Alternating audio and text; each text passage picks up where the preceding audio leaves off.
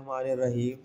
दोस्तों, आज की इस वीडियो में आप सीखेंगे कि आप अपनी फ़ाइल्स को अपनी पिक्चर्स को ज़िप फ़ोल्डर में कैसे कन्वर्ट कर सकते हैं और ज़िप फ़ोल्डर को किस तरीके से आप एक्सट्रैक्ट करके आप उसको दोबारा नॉर्मल डाटा को आप एक्सेस कर सकते हैं। तो चलिए वीडियो शुरू करते हैं। वीडियो शुरू करने से पहले अगर आप चैनल पर नए हैं तो चैनल को सब्सक्राइब कर लें और घंटी के बटन को दबा दें ताकि नई वीडियोस की नोटिफिकेशन आपको सबसे पहले मिलते रहे।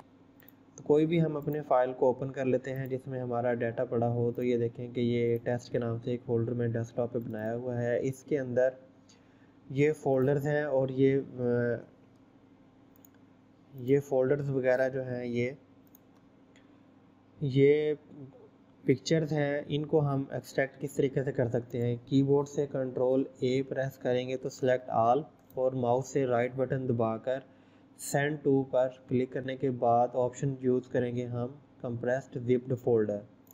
तो जैसे ही जिप्ड फ़ोल्डर को हम सेलेक्ट करेंगे तो ये हमारे पास एक जिप फ़ोल्डर जो है वो यहाँ शो हो जाता है। इसका हम कोई भी अपना नाम यहाँ से रख सकते हैं।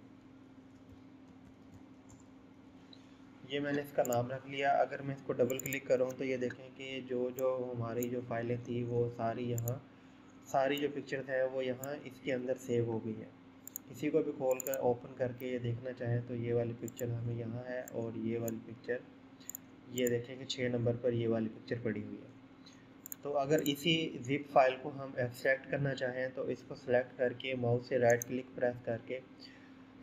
करके एक्सट्रैक्ट फ़ाइल पर क्लिक कर देंगे और ओके कर देंगे तो ये वाली फ़ाइल जो है वो हमें यहाँ शो हो जाएगी, फ़ोल्डर में कन्वर्ट हो जाएगी। फ़ोल्डर में देखें तो यही वाला जो हमारा डाटा है वो एक फ़ोल्डर में कन्वर्ट हो गया है। तो बहुत ही आसान तरीके से आप अपनी फ़ाइल्स को या डाटा को ज़िप कर सकते हैं और अनज़िप कर सकते हैं। उम्मीद है कि ये वीडियो आपको अच्छी लगी होगी। अपना ख्याल रखिएगा। अल्लाह हाफ़िज़।